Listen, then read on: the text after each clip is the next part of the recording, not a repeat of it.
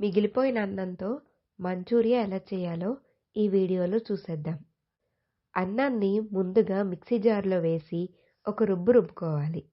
అందులోకి ఉప్పు, ధనియాల పొడి, కారం, ఒక కప్పు మైదా, ఒక ఉల్లిపాయ ముక్కలు, పచ్చిమిర్చి ముక్కలు వేసి పైకి కిందకి కిందకి పైకి బాగా కలిసేలాగా కలపండి.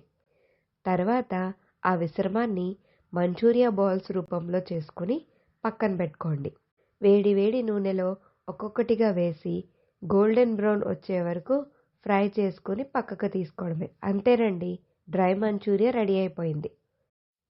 అదే వెట్ మంచూరియా కావాలనుకోండి, ఒక పెనం తీసుకొని నూనెసి ఉల్లిపాయ టమాటా ముక్కలు కూడా వేసి బాగా వేయించండి.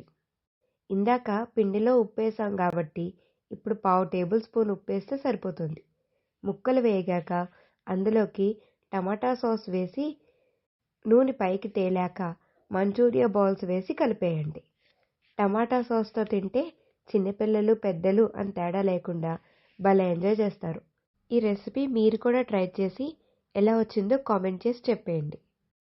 అలాగే మా ఛానల్ని సబ్స్క్రైబ్ చేసుకోవడం మాత్రం మర్చిపోవద్దు.